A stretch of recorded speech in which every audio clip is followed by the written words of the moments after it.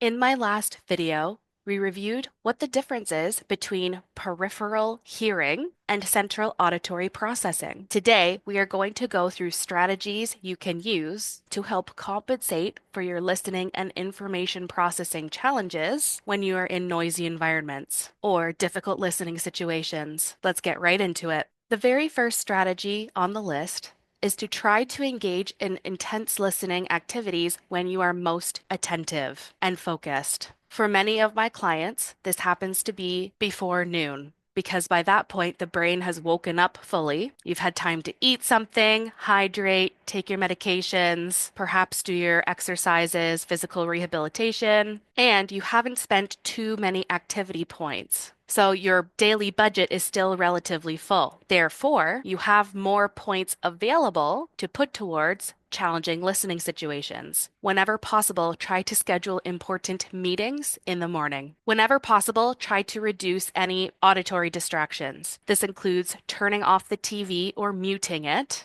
Turning it off is even better because it eliminates the visual distraction. Turn off any music or radio. If you can't turn the sound off, can you move away from it into a different room? Can you shut the door or close any windows? How can you modify the environment for maximum success? If there is a temporary loud noise, like a train passing or a jet flying overhead, pause the conversation until that big noise has passed. If possible, avoid rooms that have lots of reverberation. Auditoriums and large structures like churches, although it can sound beautiful when singing, there's a lot of reverberation and it can be really overwhelming for people with hearing or central auditory processing challenges. When possible, try to move to a room that has better acoustics, including noise dampening materials on the walls and on the floors. Also, can you arrange the seating so that you are closest to the speaker? And if you have better hearing or processing in one ear than the other, position yourself so that the good ear is closest to the speaker. Modifications that speakers can make to help you participate in conversations include asking the person to come closer or to use a voice amplification device like a microphone. Ensure you have a clear line of sight to their face so you can use lip reading skills and so you can clearly watch their face for facial expressions. Ask the speaker to speak clearly and naturally, perhaps at a slightly slower pace, or simply add more pauses into their speech. But they don't need to shout or exaggerate their articulatory movements. If the speaker is talking while eating or chewing gum, you can use self-advocacy skills by asking them to hold off until after they're finished their story, or to resume their story after they're done eating. Strategies that you as a listener can use to help improve your participation include knowing what the topic is. If you are joining into a conversation, ask someone to summarize what has been discussed so far. In another video, I talked about a strategy that will help you focus on only the important information while ignoring irrelevant or extraneous information. That strategy is the 5 W's: the who, the what, the when, where, and why. You can write down jot form notes with these 5 W's and fill them in as you listen. And the act of writing keywords as you listen helps you encode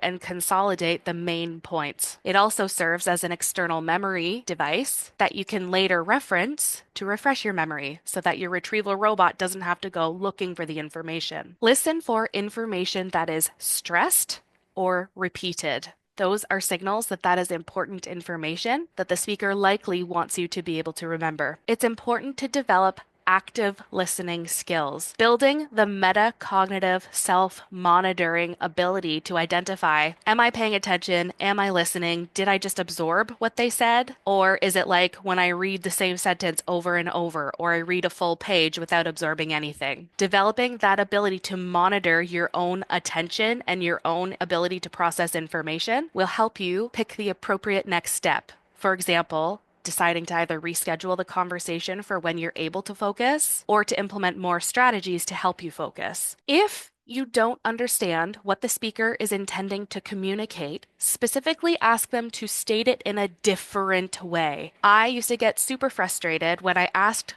for clarification on something and the person would just repeat verbatim what they had said the first time. And I got frustrated because I said, if I didn't understand the words or I didn't get the message you said the first time, repeating them exactly the same way is not clarifying anything for me. I heard the words, I didn't understand the message. Please change the words and explain the idea in a different way. Another way to check your understanding is to rephrase back to them what you understood. Like, I thought you said coffee, is that right?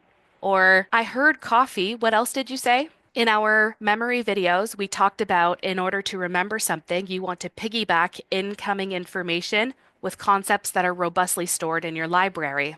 So you want to associate new information with what you already know. And that way you keep your mental library nice and organized. So it's easier to find the information when you need to use it later. Also, when someone is asking you to remember something important, ask them to write it down for you. I have to use this strategy all the time. With my neurodivergence, if I get distracted, it's really difficult for me to go back and recall what I was working on before. When I'm transitioning between clients at the clinic, if the client who is leaving tells me, oh, I need to cancel next week's session, I have to ask them, can you please either text me or email me? Even though I heard you right now, I'm about to go into my next session. I don't have time to take it out of my schedule. And by the time I'm done my next session, I am not going to remember to take that appointment out of my calendar. So I do ask for people to follow up with a written confirmation of what we discussed. And I do put the onus on them because when I have said, I'll reach out to you to confirm this later, I forget to do that. So if a speaker wants you to remember important information, ask them to text it to you, email it to you, or otherwise write it down. I really liked this tip. If you are going to see a presentation or a movie or absorb any kind of structured information, you can either read the reviews in advance or read the synopsis, read the overview, the agenda, the curriculum, the syllabus, view the outline ahead of time. This primes your brain, so you're getting ready to receive new information. By getting a bird's eye view, a sneak peek of the information that's coming up, you are essentially lighting up those areas of the library and helping your librarian get ready so she feels prepared for the type of information that she is receiving, and so she knows better where to put it more efficiently. I transposed this information into a little checklist to help you identify whether circumstances are optimal for you to comprehend what you hear. So here are questions you can ask yourself. Are you feeling focused and attentive? If yes, perfect. If not, can this conversation wait? Can you reduce distractions like turn off the TV or move to a different room? Yes, golden. If not, can the conversation wait until the noise is finished? For example, a plane flying overhead? Does the room you're in have poor acoustics? If yes, move to a room with less reverberation or echo. Are you sitting close to the speaker? If not, move closer. Are you sitting too close to the wall? Oops, this one's in the wrong section. If you are sitting too close to a wall, you should move away to minimize the echo and reverberation. You want to be closer to the middle of the room. Are you facing the speaker? If not, reposition yourself so you have a clear view of their lips, facial expressions, and hands. Do you know what the topic is? If not, find out what you will be talking about. Is the speaker speaking clearly? If not, use your self-advocacy scripts to ask them to slow down and enunciate. Is the speaker speaking too quietly? Ask them to project or to use a microphone. Can you identify the key concepts or ideas?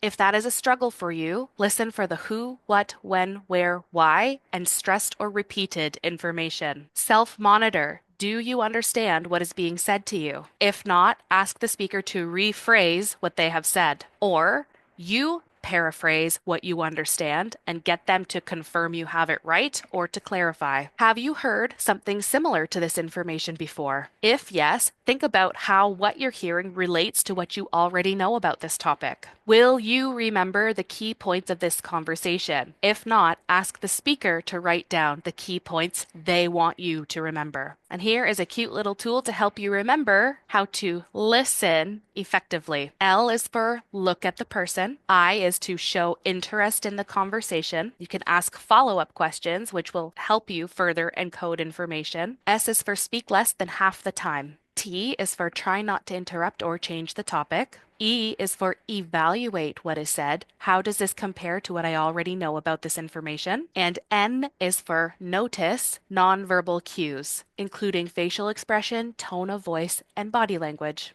Here are strategies that family members and clinicians and other service providers can use to maximize people with brain injuries' participation in conversations. When talking to someone who has a brain injury, remove distractions from the environment, including any auditory distractions and visual distractions. Make sure you have their attention before you start speaking. My husband and I have a system where he has to call my name and make sure I have redirected my focus from what I am working on and I have shifted so that I have obviously turned my attention to him before he starts speaking. Otherwise, he can be having a conversation with me and I don't even realize he's talking to me because I'm so in my own thoughts. Make sure they are paying attention and check for any signs that they have become distracted. Slow your rate of speech and slash or add more pauses. This will give your loved one or client's turtle brain more time to keep up with what you're saying. Ideally, keep your messages concise and to the point with concrete language. Non-literal language, like joking or making inferences, reading between the lines, that's more challenging after a brain injury. So make sure you are speaking in concrete, real-world terms. If you get no response or an incorrect response, rephrase what you said. Pay close attention to how what you say could be confusing so you can figure out where the error is coming from and make adjustments. Sometimes you can tell if a person is answering a question similar to the one you asked, but they didn't quite get the gist of what you were saying. Based on the answer they provided, you can modify how you asked your question so that you get the answer you're looking for. Prompt them to provide evidence that they have understood what you said, or ask them, can you tell me in your own words what you've understood from this conversation? This cue will help remind them to paraphrase what you've said so that you can confirm that they have received what you intended to communicate. Also, by them paraphrasing, it activates their motor system and their auditory system, which is extra assistance with getting them to encode important facts and details. Allow the person with brain injury a longer time to respond. Sometimes it might take their poor turtle brain a few extra seconds to process the information, find the information they're looking for, and then execute it completely. This can be due to challenges with word finding, thought formulation, sequencing ideas, and then sometimes the motor execution can be challenging as well. As the speaker, you can stress and repeat the important information that you want them to remember. You can remind them to listen to the who, what, when, where, and why. And ideally, you can give them the information in that format. Here is the who, the what, the when, the where, the why. Keep it simple for them. When possible, support verbal information with visual supports. That's one reason why I like to share my handouts as I give these presentations. If your loved one or client with brain injury forgets information, this is common. This is the nature of brain injury. Please understand it's upsetting to them. They want to remember what you've said. It's not for lack of caring. It's extremely frustrating for them when they can't remember. So if they misremember something, please be kind and just simply remind them of the true facts. Become familiar with the signs that the person with brain injury is feeling overwhelmed or overstimulated or fatigued. When you can identify they are in such states, try to keep your conversations and conversation demands to a minimum whenever possible. I often say communication is a two-way street. It's not fair for the person with the brain injury to be the one doing 100% of the work to maximize their participation in conversations. As a service provider or a loved one, whether that's family member or friend, you want the person to be able to participate in conversation without provoking symptoms. It takes a little bit of extra work to be strategic in how you are communicating with your loved ones, but a few simple strategies and a lot of practice will significantly improve the person with brain injury's ability to participate effectively in conversations. Thank you so much for your time and have a wonderful day.